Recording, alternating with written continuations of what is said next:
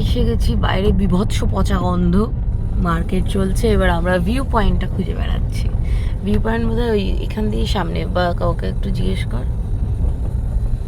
বলো না মার্কেটের ওই দিক দিয়েই আপনাদের যেতে হবে। কাঁচ নামালে একেবারে ওই যে দেখ সব উপর দিয়ে যাচ্ছে, ওটা দিয়েই বোধ হয় সামথিং। ওঠো ওঠো, তোমরা সবাই ওঠো।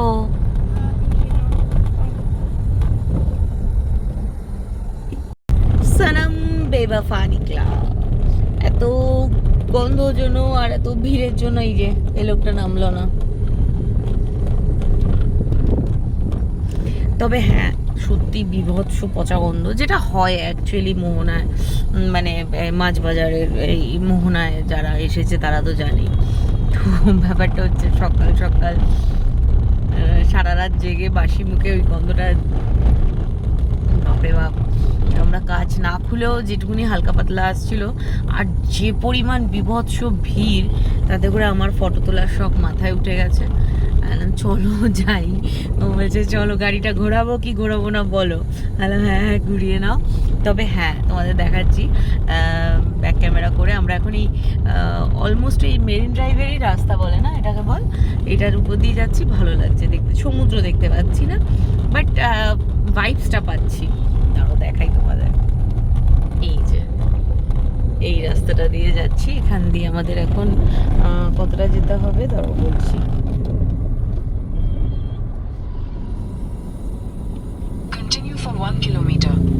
আচ্ছা, এই রাস্তাতে 1 কিলোমিটার, কিন্তু এখনো 5 কিলোমিটার আমাদের যেতে হবে আমাদের হোটেলে। তো যাই হোক, ফটো পরে কোথাও অন্য কোথাও তুলবো। এখানে এত ভিড়ের মধ্যে বাপরে, ওই দিকটায় যা ভিড়।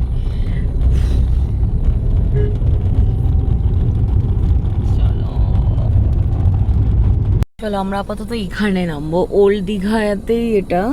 জাস্ট মোহনাটা পার করে এসেছি। এই জায়গাটা বেশ ভালো লাগছে দেখতে। এখানটায় নেমে একটুখানি 5-10 মিনিট কাটিয়ে তারপরে যাবো হোটেলে।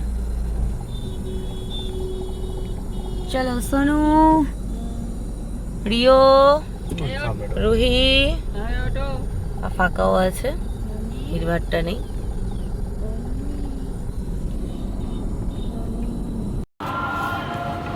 এখানেও গন্ধ বুবাই, তবে হ্যাঁ এই গন্ধটা হালকার উপরে। আর ইনি ঘুম থেকে উঠবে না কিছুতেই। দেখো দেখো, আমরা আমাদের বাড়ি থেকে বেরানোর পরে ঘন্টাখানেক গাড়িতে জেগেছিল, তারপর থেকে সে একটানা খালি ঘুমিয়েই যাচ্ছে। বাহ কি ভালো লাগছে না, গান চলছে। আসো সোনু, সোনু সমুদ্র দেখে পাগল হয়ে গেছে। আর সোনুর ভাই কি করছে, এদিকে পোকামাকড় খুঁজে বেড়াচ্ছে। আর আমাদের একটা ফটো তুলে দাও। আয় বাবা, কই দেখা যাচ্ছে না তো। এইটাকে নিয়ে চলো। সোনু আয়, দেখো চন্টু বান্টু দুজনকে দেখো, এরা পাগল হয়ে। ও দারুণ দারুণ, ওই দেখ, দারুণ দারুণ মামা। তোমাকে আর আমাকে কেউ দেখ না। এই যা আমি আর মামা, এই যা মামা, এগুলো কি মামা? দেখ দেখ, না না নামানামি নেই বাবা, এইখান থেকেই যা। হ্যাঁ হ্যাঁ, এইখান থেকেই তুলে দিবি ব্যাকগ্রাউন্ডে। দাঁড়া, ও একটু ধর। মামা অবাক হয়ে দেখছে, অবাক হয়ে। কি মামার প্রথম সমুদ্র দেখা।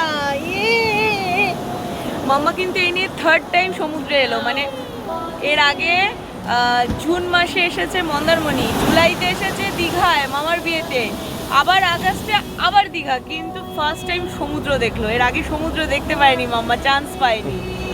জুনে যখন এলাম মন্দারমণি প্রচণ্ড গরম, ওকে জন্য আমরা সমুদ্রের ধারে নিয়ে যাইনি, হোটেলের বাইরে। হ্যাঁ, আর গত মাসেও মামার বিয়েতে যখন এসেছিল তখনও আর সমুদ্রে যাওয়া আমাদের হয়নি। মামা খুব খুশি সমুদ্র দেখে। মামার ফার্স্ট সমুদ্র দেখা, কি মজা।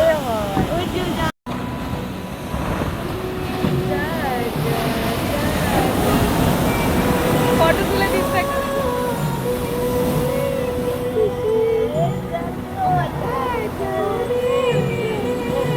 তাকাও এদিকে।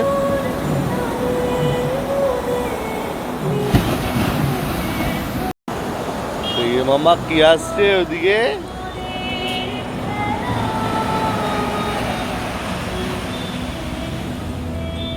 নতুন কাঁচা নতুন কাঁচা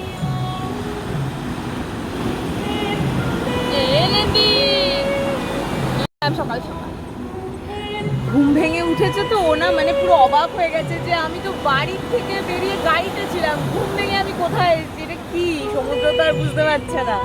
সেই জন্য খুব এক্সাইটেড হয়ে যাচ্ছে, কিন্তু মুখে হাসি নেই, অবাক হয়ে দেখছে সব কিছু।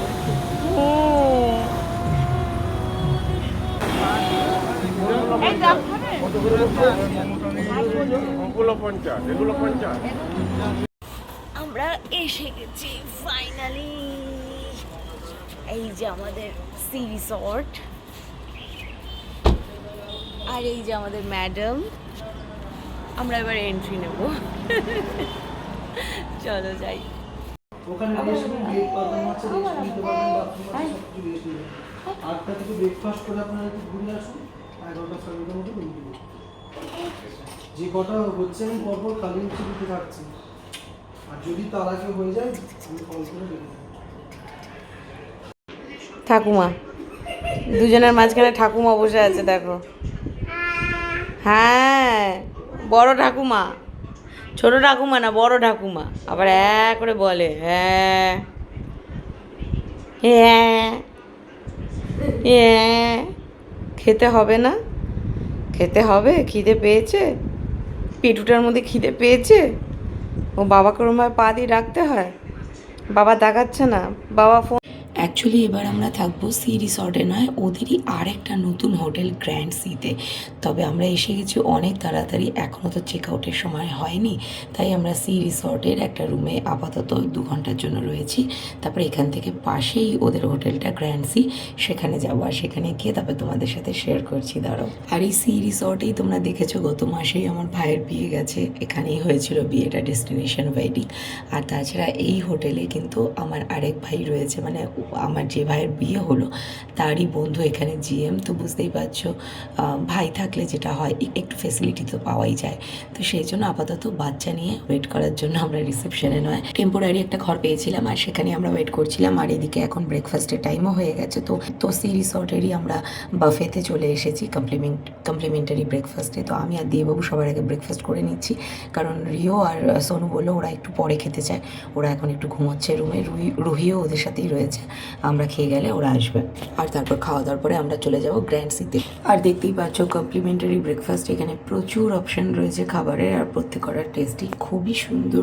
এখানে আমি মোটামুটি আমার থালাতে নিয়ে নিয়েছি চিড়ের পোলাও, সঙ্গে পটেটো ওয়েজেস নিয়েছি, সঙ্গে রয়েছে ছোলে বাটুরে আর একটা ডিম সিদ্ধ।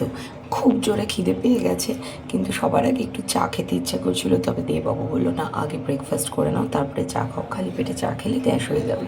তো সেই জন্য খাবারগুলো নিয়ে নিয়েছি, আর যা যা নিয়েছি প্রত্যেকটাই খেতে কিন্তু খুবই ভালো করেছিল। ওদিকে দেববাবু তার ব্রেকফাস্টটা রেডি করে নিয়ে আসতে গেছে।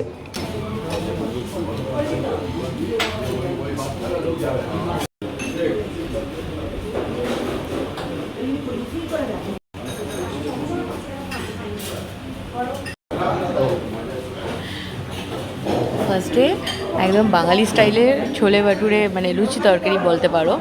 তারপরে এখন ইংলিশ স্টাইলে ব্রেড, জ্যাম, কেক, তারপরে দেখি ডিমটা দেখো, দেখো কটা, দুটো, ওরে বাবা। ও পুরি শেষ হয়ে গেছে, ও আসছে। পুরি না, ছোলে বাটুরে ওটা। তোমার ইডলি ছিল তো, ইডলি।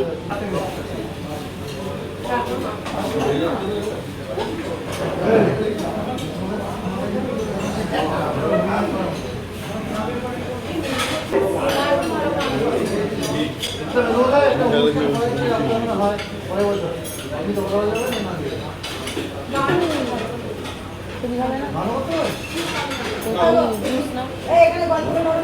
জুস নাও।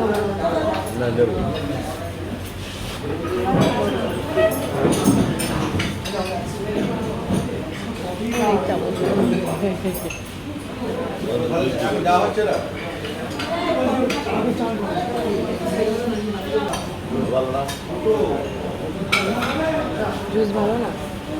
কি নিয়েছো? ও জুস নিয়েছো।